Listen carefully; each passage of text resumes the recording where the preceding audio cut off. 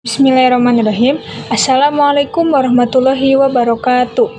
Perkenalkan, nama saya Bintang Rizky Jadatul Haq. Saya dari SMP FK Bina Muda Cicalengka. Di sini saya akan membacakan cerpen dengan tema Idul Fitri, yang dimana ini adalah tantangan Lexam di bulan April. Judul cerpennya adalah Kado Terindah di Hari Fitri. Ramadan ke-27. Senja menguning perlahan di langit desa Karangjati. Di teras rumah berdinding kayu itu, Laila duduk bersila, memisah-misahkan kue kering ke dalam toples bening. Tangannya lincah, tapi pikirannya menerawang. Sudah 3 tahun berlalu sejak ayahnya meninggal, namun setiap Ramadan, kenangan tentangnya terasa begitu hidup. "Ibu, tahun ini kita bikin berapa toples?" tanya Laila mencoba mengalihkan pikirannya. Bu Fatimah tersenyum lelah sambil mengaduk adonan nastar. "Alhamdulillah, pesanan ada 45 toples, Nak. Lumayan buat lebaran." Laila mengangguk. Ia tahu angka itu cukup untuk menyambung hidup sampai akhir bulan. Tapi jauh di sudut hatinya, ia ingin lebih sepatu baru. Bukan untuk bergaya, tapi karena sepatu lamanya sudah berlubang dan solnya lepas di beberapa bagian. Malamnya, Laila duduk sendiri di kamar, memandangi foto ayah yang tergantung di dinding. Foto itu diambil saat Idul Fitri terakhir mereka bersama.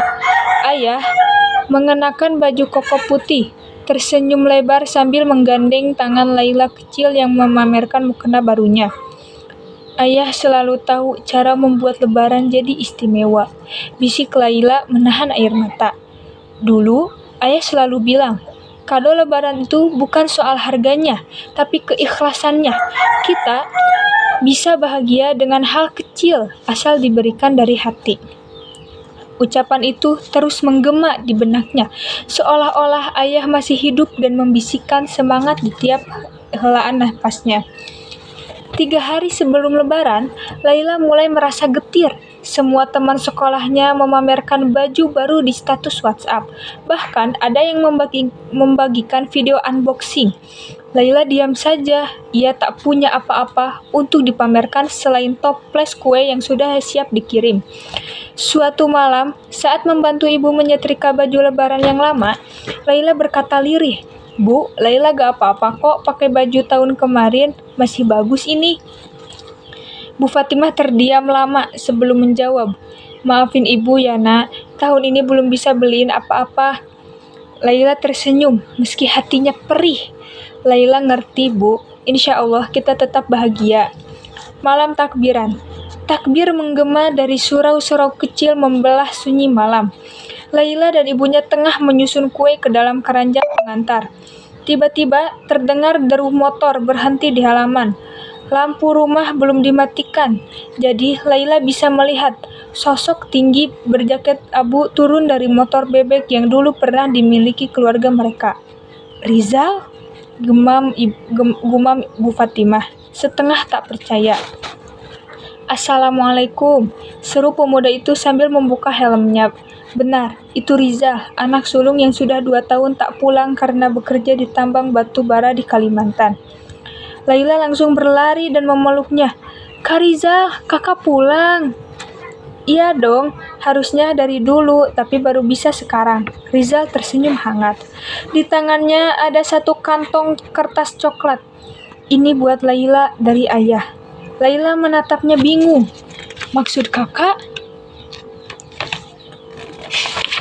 Rizal menatap langit sejenak, lalu berkata lirih, "Sebelum ayah meninggal, beliau titip pesan. Kalau aku sudah bisa kerja, aku harus jadi pengganti ayah buat kalian. Harus bikin adik-adikku tetap merasa disayang di hari Idul Fitri."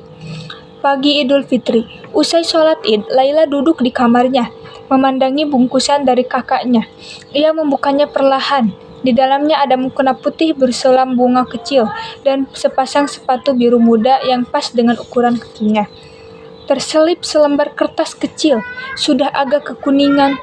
Tulisan tangan ayahnya masih bisa terbaca. "Untuk Laila, semoga kamu selalu jadi gadis yang kuat dan penuh kasih. Maaf, ayah tak bisa terus di sampingmu, tapi doaku selalu menyertaimu. Selamat Hari Raya, Nak." Tangis Laila pecah. Ia memeluk mukena itu seperti memeluk ayah. Bu Fatimah masuk pelan, lalu memeluk putrinya. Rizal berdiri di pintu kamar, matanya berkaca-kaca. "Terima kasih Kak Rizal dan Ayah," bisik Laila. Lebaran tahun itu, Laila tak hanya mendapatkan sepatu baru, tapi juga rasa utuh dalam keluarganya. Kehangatan, cinta, dan harapan yang kembali menyala. Laila menyadari kebahagiaan tak selalu berasal dari kemewahan.